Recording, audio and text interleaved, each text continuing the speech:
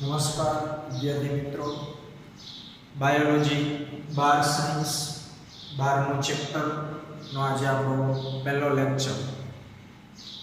12મા ચેપ્ટરનું નામ છે બાયોટેકનોલોજી અને તેના પ્રયોજનો.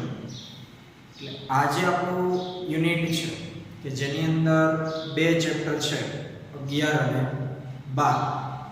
11મા ચેપ્ટરની અંદર બાયોટેકનોલોજી વિશેની તમામ ચર્ચાઓ છે એ આવરી લેવામાં આવેલી છે.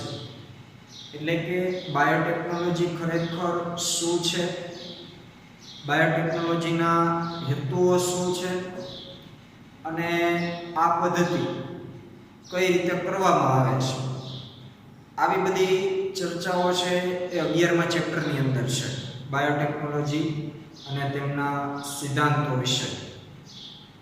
12મા ચેપ્ટરની અંદર આપણે બાયોટેકનોલોજી અને તેના પ્રયોજનો મતલબ કે બાયોટેકનોલોજીનો ઉપયોગ આપણે કેવી રીતે અને કઈ કઈ જગ્યાએ કરી શકીએ છીએ, આની આપણે મૂળ વાત આ ચેપ્ટરની અંદર સમજવાની છે. તો આ બધી બાબતોને સમજતા પહેલા ખરેખર બાયોટેકનોલોજી જે શબ્દ છે, જૈવ તકનીકી ગુજરાતીમાં કહીએ તો એ આપણને શું સમજાવે છે, એ કેવી પદ્ધતિ છે, એ પહેલા આપણને ખબર હોવી જોઈએ.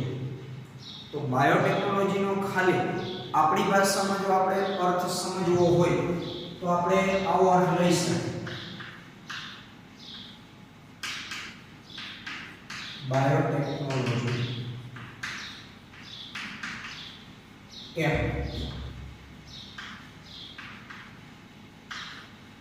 એવી પદ્ધતિ છે કે જેમાં મનુષ્યનો ઉપયોગ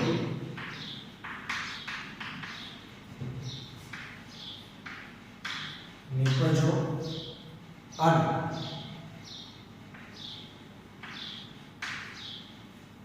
એવી કોઈ પ્રક્રિયાઓ કે જેમાં ઉત્સેચકોનો ઉપયોગ થતો, એટલે મનુષ્યને ઉપયોગી નિપજો અને પ્રક્રિયાઓ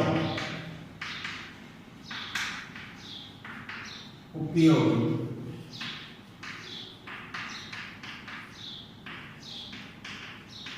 ઉત્સેચકો કોઈ સૂક્ષ્મ જીવ કે સજીવમાંથી પ્રાપ્ત કરવા. આવી કોઈ બેઠી વ્યાખ્યા નથી, પણ બાયોટેકનોલોજીને આપણે કઈ રીતે સમજવાનું છે એ વસ્તુ મેં અહીંયા લખેલી છે કે બાયોટેકનોલોજી એક એવી પદ્ધતિ છે કે જેમાં મનુષ્યને ઉપયોગી નિપજો અને પ્રક્રિયાઓમાં ઉપયોગી ઉત્સેચકો કોઈ સૂક્ષ્મ જીવ કે સજીવમાંથી પ્રાપ્ત કરો. એટલે અહીં જીવંત સજીવોનો ઉપયોગ આપણે કરવાનો છે. મનુષ્યને ઉપયોગી કોઈ એવી નિપજો કે જે આ સૂક્ષ્મ જીવોમાંથી આપણે પ્રાપ્ત કરી શકીએ. તો અહીં આવી બધી પદ્ધતિઓની ચર્ચાઓ છે જે બાયોટેકનોલોજીને પુરવાર કરે છે. તો આપણે બધા ખાસ એટલું સમજશું કે બાયોટેકનોલોજીની અંદર જીવંત સ્વરૂપોના વપરાશ મુખ્ય હેતુ એ હશે કે માત્ર ને માત્ર તેમાંથી મનુષ્યને સારી તંદુરસ્તી કઈ રીતે મળે, સારો ખોરાક કઈ રીતે મળે અને વૈશ્વિક સ્તરે જે કંઈ કુદરતી સમસ્યાઓ છે એને કઈ રીતે પહોંચી પડે, આવા બધા મુખ્ય હેતુઓથી બાયોટેકનોલોજીનો વિકાસ થયેલો છે. એટલે બાયોટેકનોલોજીની અંદર મોટે ભાગે સૂક્ષ્મ જીવોનો વધારે પડતો ઉપયોગ થતો હોય છે, ચિકિત્સા શાસ્ત્રની. તો એ સૂક્ષ્મજીવોની મદદથી એવી નિપજો પ્રાપ્ત કરવામાં આવે કે જેથી કરીને એ મનુષ્યના સ્વાસ્થ્યના સુધારા માટે ઉપયોગમાં લઈ શકાય. તો આ મૂળ બાયોટેકનોલોજીનો હેતુ છે.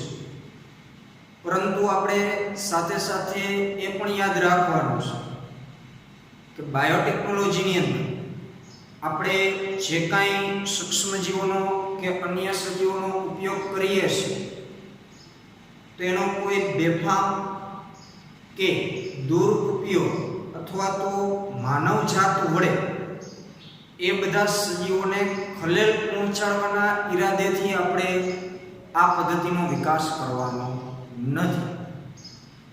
જે તે સમયમાં જે તે થઈ ગયું એ હશે, પરંતુ અત્યારે એના નીતિ નિયમો, કાયદા કાનૂન બહુ જ કડક છે.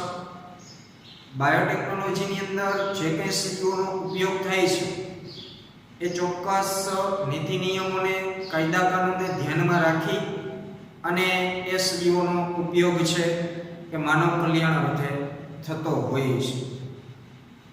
તો આપણે 12મા ચેપ્ટરની શરૂઆત કરીએ, બાયોટેકનોલોજી અને તેના પ્રયોજનો.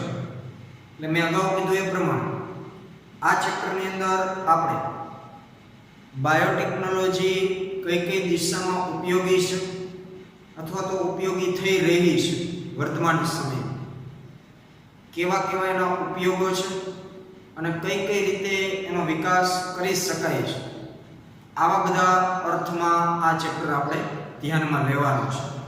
તો એની જે પ્રસ્તાવના આપેલી છે એ પ્રસ્તાવના માટે આપણે એવો પ્રશ્ન આપી શકીએ કે બાયોટેકનોલોજીનું પ્રયોજન અને તેના સંશોધન ક્ષેત્રો જણાવો.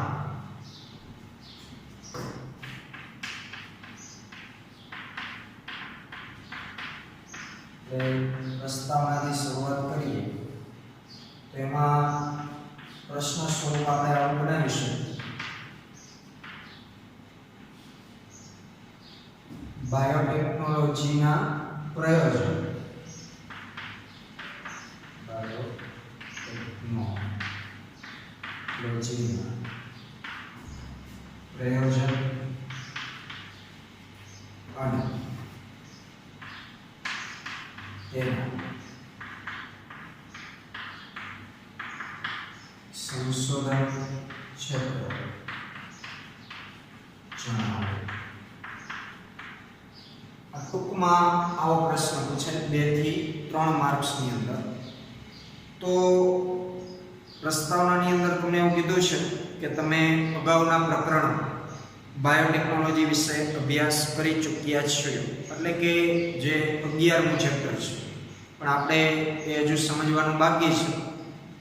આ ચેપ્ટરની શરૂઆત એટલા માટે કરી છે કે જેમ આપણે ઉદ્વિકાસ ભણી ગયા એક વાર્તા સ્વરૂપે, એ જ રીતે આ ચેપ્ટર પણ આપણને વિડીયો લેક્ચરમાં સમજવાની મજા આવે, કંટાળો ન આવે, એટલા માટે આપણે આ ચેપ્ટર શરૂઆત કરીએ છીએ.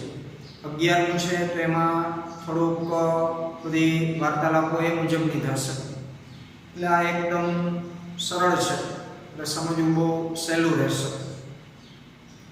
તો અહીં બાયોટેકનોલોજીની અંદર કે જેમાં મુખ્યત્વે અગાઉ આપણે જે કીધું કે સૂક્ષ્મ જીવ કે સજીવમાંથી એવી નિપજો પ્રાપ્ત કરવામાં આવે છે, પણ આ જે બધા સૂક્ષ્મ જીવ હશે અથવા તો કોઈ અન્ય સજીવો હશે જેની અંદર ફૂગઈ આવી જશે, પ્રાણીઓ આવી જશે, વનસ્પતિઓ આવી જશે, આ બધા સજીવોના જનીનોને બદલાવવામાં આવેલા હોય છે. કારણ કે આપણે આ સજીવોનો આપણા ફાયદા માટે ઉપયોગ કરીએ છીએ, તો આપણે હંમેશા એ વાતનું ધ્યાન રાખશું કે આપણે એ સજીવમાંથી જે નિપજ જોઈએ છે એ નિપજ મેળવવા તરફના જ આપણા પ્રયત્નો હશે. તો કુદરતી રીતે એ સજીવની અંદર કદાચ એ નિપજ ન પણ બનતી હોય, ન પણ પ્રાપ્ત થતી હોય, પરંતુ આપણે એ સજીવમાંથી એ નિપજ મેળવીએ છીએ XYZ કોઈ દવા આપણે જોતી હોય, કોઈ ઔષધકીય પદાર્થો આપણે જોતા હોય, તો આ ઔષધકીય પદાર્થો ઉત્પન્ન કરતું જે જનીનાશક એ કોઈ પૃથ્વી ઉપરની કોઈ એક વનસ્પતિમાં કદાચ હશે, પરંતુ એક વનસ્પતિ અથવા તો એ જાતની વનસ્પતિમાંથી આપણે મોટા પ્રમાણમાં એ ઔષધ પ્રાપ્ત નથી કરી શકવાનું. એની કોઈ મર્યાદાઓ હશે, કારણ કે કુદરતી રીતે સર્જાય છે એમના શરીરની અંદર, તો એ આખા વિશ્વને પૂરું પાડી શકે એટલું હોય નહીં. તો મોટી માત્રામાં જો આપણે એ ઔષધ મેળવવું હશે તો એ ઔષધ અથવા તો એ પદાર્થ માટે જવાબદાર જે કંઈ જનીનો હશે એ વનસ્પતિની અંદર, એ જનીનોને આપણે કોઈ અન્ય વનસ્પતિની અંદર સ્થળાંતરિત કરવા પડશે, અથવા તો અન્ય કોઈ સજીવની અંદર આપણે એ જનીનોને ટ્રાન્સફર કરવા પડશે. હવે ટ્રાન્સફર કરેલ જનીન એ પાછું આપણે જે સજીવની અંદર દાખલ કરીએ છીએ એ સજીવ માટે અનુકૂળ પણ હોવું જોઈએ. તો આપણે એ બાબતોનું પણ ધ્યાન રાખવું પડે છે કે જ્યારે અન્ય સજીવનું જનીન કોઈ અન્ય સજીવમાં આપણે દાખલ કરીએ છીએ તો પછી એમાં એ સક્રિય રહે છે કે નથી રહેતું. કારણ કે સક્રિય રહેશે તો જ એમાંથી નીપજ આપણને મળવાની છે. તો આવા જ્યારે બધા પ્રેક્ટિકલો થતા હોય ત્યારે આ બધી બાબતોને ધ્યાનમાં રાખવામાં આવતી. એટલે બાયોટેકનોલોજીની અંદર એવા સજીવનો ઉપયોગ થશે કે જેના જનીનો બદલાવવામાં આવેલા છે કૃત્રિમ રીતે, વૈજ્ઞાનિક ઢબે. તો આવા જે સજીવ હોય કે જેના જનીનો બદલાવવામાં આવેલા છે કોઈ નિપજો મેળવવા માટે, આવા સજીવોને આપણે જનીનિક રૂપાંતરિત સજીવો કહેશું. તો બાયોટેકનોલોજીની અંદર મુખ્યત્વે જનીનિક રૂપાંતરિત સજીવોનો ઉપયોગ થતો હોય છે. તો આ જનીનિક રૂપાંતરિત સજીવો કોઈ પણ હોઈ શકે, સૂક્ષ્મજીવો હોઈ શકે, ફૂગ હોઈ શકે, વનસ્પતિઓ હોઈ શકે, પ્રાણીઓ હોઈ શકે. એટલે આ શબ્દને આપણે ખાસ સમજવું. બાયોટેકનોલોજીમાં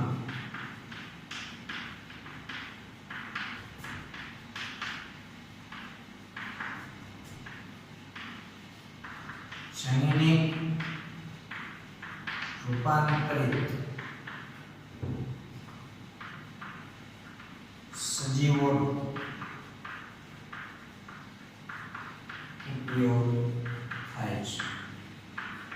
જનીનિક રૂપાંતરિત સજીવ એટલે જે મેં અત્યારે ચર્ચા કરી કે અન્ય સજીવના જનીન કોઈ અન્ય સજીવની અંદર, જે આપણો ટાર્ગેટ સજીવ છે એની અંદર દાખલ કરાવવામાં આવે તો પછીથી એ સજીવ જનીનિક રૂપાંતરિત સજીવ તરીકે ઓળખાતો હોય છે.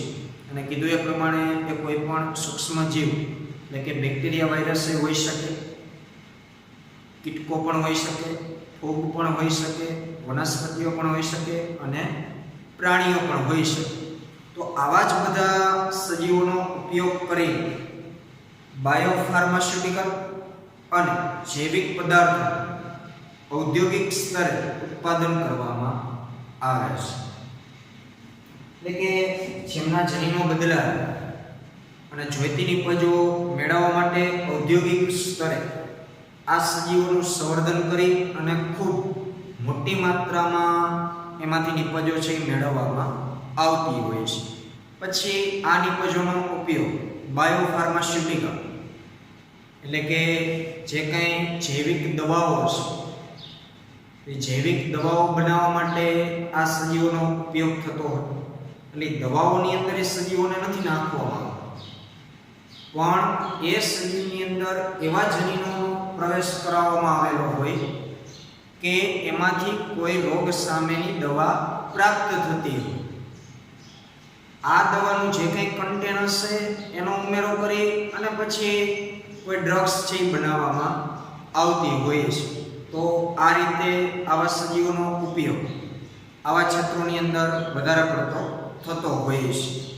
એનાથી આગળ વાત કરીએ તો બાયોટેકનોલોજીનો ઉપયોગ ખાસ કયા કયા ક્ષેત્રોમાં થાય છે.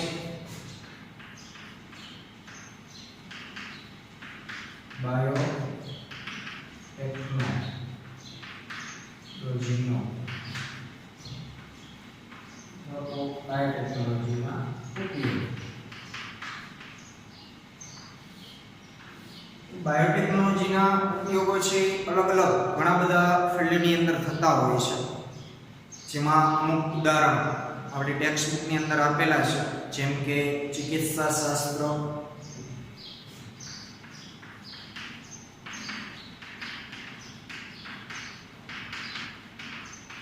કોઈ રોગોના નિદાન કરવા માટે, પછી ખેતી આધારિત જમીનની રૂપાંતરિત,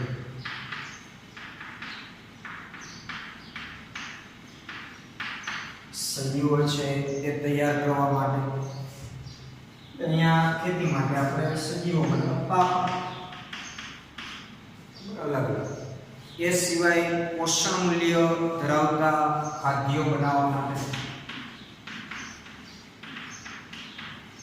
પોષણ મૂલ્ય ધરાવતા ખાદ્ય એટલે કે ખોરાક. આગળ વાત કરીએ એના વિશે. એ સિવાય બાયોરેમિડિએશન,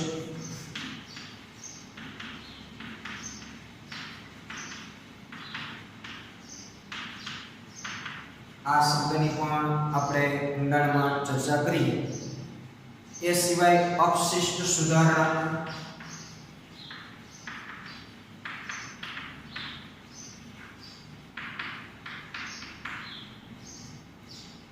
તથા ઉર્જા ઉત્પાદન.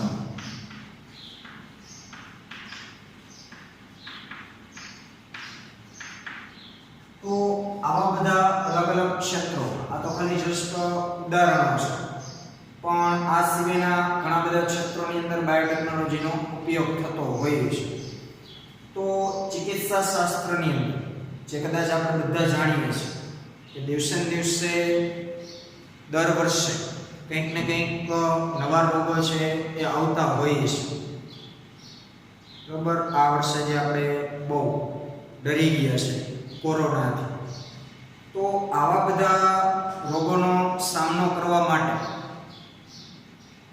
કોઈક ને કોઈક એવા સૂક્ષ્મ જીવોના સંશોધનો થતા હોય કે જેમાં કુદરતી રીતે કોઈ એવા કન્ટેન્ટ પ્રાપ્ત થતા હોય, એવા પદાર્થો પ્રાપ્ત થતા હોય, અને એ પદાર્થોના ઉપયોગથી એવી કોઈ એન્ટીબાયોટિક્સ અથવા તો કોઈ એવી અન્ય દવાઓ છે એ બનાવવામાં આવતી હોય અને પછી સારવાર અર્થે એનો ઉપયોગ થતો હોય, તો એમાં પણ બાયોટેકનોલોજી એક અગત્યનો ભાગ ભજવે છે.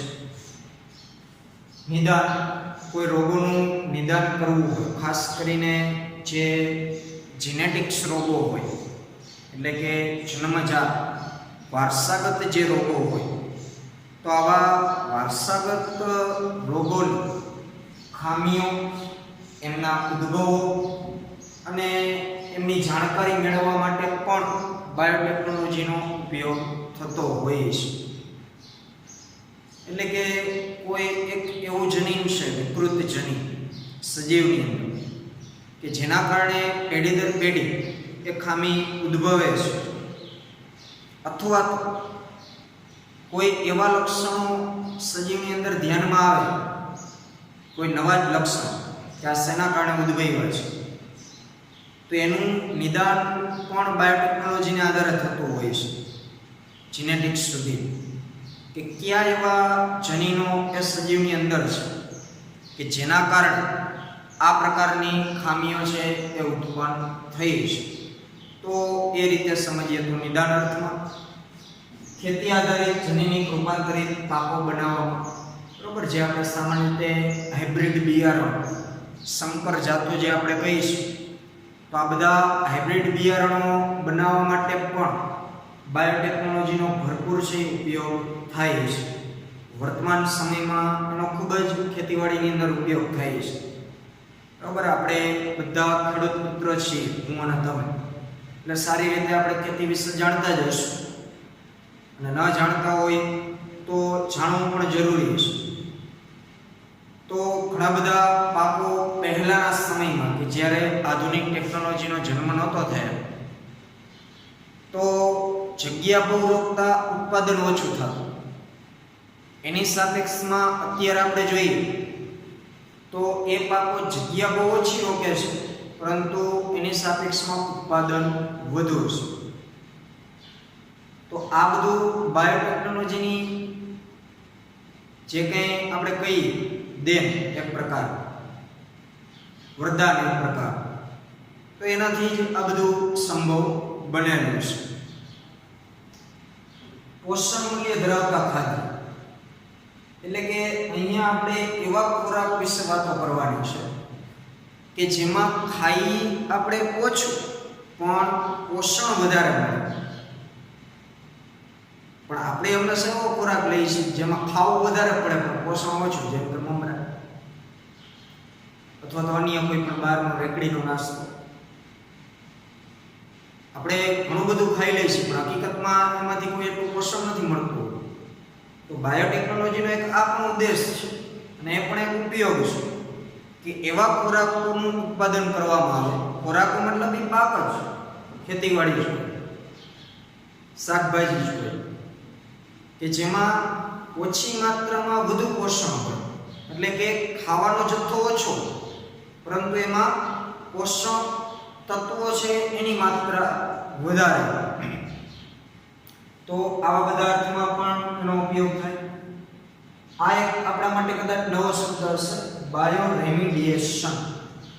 હવે બાયોરેમિડિએશન એટલે એક એવી પ્રક્રિયા છે કે જેમાં સૂક્ષ્મજીવોના વિકાસ ઉત્તેજિત કરવા અને લક્ષ્ય પ્રદૂષકોને નબળા બનાવવા છે. હું અહીં સાઈડમાં લખું છું. આ પદ્ધતિની અંદર બાયોરેમિડિએશન,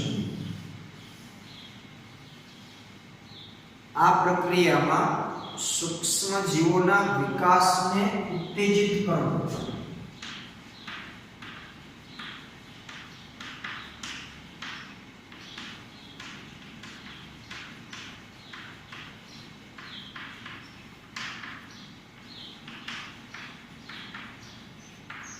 અને જે કાંઈ પર્યાવરણીય પ્રદૂષકો છે એને નબળા પાડવા, એટલે કે લક્ષ્ય પ્રદૂષકો નબળા બનાવવા. આ એ પદ્ધતિનો હેતુ છે. એટલે કે એની અંદર શું કરવામાં આવે? તો એક્ઝામ્પલ તરીકે આપણા ગામની અંદર અથવા તો શહેરની અંદર કોઈ એવું નાનકડું એવું તળાવ છે. આ તળાવની અંદર દુર્ગંધ ફેલાવનાર સજીવો ઘણા બધા છે. કોઈ એવી લીલ હોય, બરોબર, લીલનું પ્રસ્ફુટન થવાના કારણે આખા તળાવ પર છવાઈ ગયું, જેનાથી એની અંદર રહેનારા જે બીજા જલીય સજીવો છે એને મૃત્યુ સુધીનો વારો આવી શકે કદાચ. તો હવે આ લીલને આપણે હટાવી છે તળાવમાંથી. તો બધા કૃત્રિમ કે જેસીબીથી કે અન્ય કોઈ સાધન સામગ્રીથી કરવા જશો તો ટૂંકા સમય પૂરતું ત્યાંથી કદાચ આપણે લીલને દૂર કરી શકશું. એ તો વળી પાછી નવસર્જન થવાની છે. પણ કાયમને માટે આપણે તળાવને લીલથી શુદ્ધ કરવું છે, અથવા તો એ તળાવની અંદર કોઈ એવા બેક્ટેરિયાઓ છે કે જે નુકસાનકારક છે, તો એનો કાયમી ઈલાજ જો આપણે કરવો હોય તો આપણે બાયોટેકનોલોજીની મદદથી એવા સૂક્ષ્મજીવોનો વિકાસ કરવાનો કે જે ઓલા તળાવમાંના બેક્ટેરિયાઓનો નાશ કરે. તો આવા સૂક્ષ્મજીવોનો આપણે વિકાસ કરવો પડે, એક આપણા હથિયાર સમાન. તો એ બાયોટેકનોલોજીથી શક્ય બનવાનું છે. અને એ આપણે ક્યાં બનાવવાના છે? પ્રયોગશાળાની અંદર. તો હવે મોટી માત્રામાં એવા સૂક્ષ્મજીવોનું આપણે ઉત્પાદન કરીએ, એનું સંવર્ધન કરીએ, વિકાસ કરીએ, પછી આપણે તળાવની અંદર એને મુક્ત કરશું તો ધીમે ધીમે સીધો જ આપણને એનું રિઝલ્ટ નથી મળવાનું. અને સાથે સાથે આપણે એ સૂક્ષ્મજીવોને એવા બનાવવા પડશે કે જે તળાવના વાતાવરણમાં પૂરેપૂરા અનુકૂલિત થઈ શકે. તો આવા જ્યારે સૂક્ષ્મજીવો આપણે બનાવશું અને પછી તળાવની અંદર એને આપણે મુક્ત કરશું તો ધીમે ધીમે જે ઓલા નુકસાનકારક બેક્ટેરિયાઓ છે એની સામે આપણે જે આ નાખેલા સૈનિકો છે એ લડત આપશે અને ઓલા બેક્ટેરિયાઓનો એ નાશ કરશે. આમ કરતા કરતા તળાવ છે એ શુદ્ધ થશે. તો આ એક બાયોરેમિડિએશનનું ઉદાહરણ મેં તમને સમજાવ્યું તળાવને લઈને. એવું તો કોઈ આપણે પાણી, જમીન, કોઈ પણ ક્ષેત્રનું વિચારી શકીએ. ગામની અંદર કોઈ એક એવી જગ્યા હોય કે જ્યાં બધા કચરો નાખતા હોય, જૈવિક કચરો, ખાસ કે જેનું વિઘટન થઈ શકતું હોય, તો આવા કચરાઓના ઢગલા પાસે પણ આપણે આવા સૂક્ષ્મજીવોને જો મુક્ત કરીએ કે જે જૈવિક કચરાનું વિઘટન કરવાવાળા હોય, એટલે કે વિઘટક સજીવ, તો તેનાથી એ કચરાનો નાશ થશે, એમાંથી પોષણ ઓલા સૂક્ષ્મજીવોને મળશે અને બાકીના પોષક તત્વો જમીનની અંદર પણ ભળશે કે જે ભવિષ્યમાં કોઈ વનસ્પતિ માટે ઉપયોગમાં લઈ શકાશે. તો આવા મુખ્ય હેતુ આ પ્રક્રિયાના છે બાયો રેમિડિએશન. અવશિષ્ટ સુધારણા. અવશિષ્ટ સુધારણા એટલે કે વેસ્ટ ટ્રીટમેન્ટ, એટલે કે જે કાંઈ વેસ્ટ વસ્તુઓ છે તો એને કોઈને કોઈ અલગ ભૌતિક સ્વરૂપમાં અલગ રીતે બનાવી અને સારી રીતે ફરીથી એનો ઉપયોગ થઈ શકે એવા કાર્યક્રમો પણ બાયોટેકનોલોજીના ઉપયોગથી થઈ શકે છે. અને ઉર્જા ઉત્પાદન.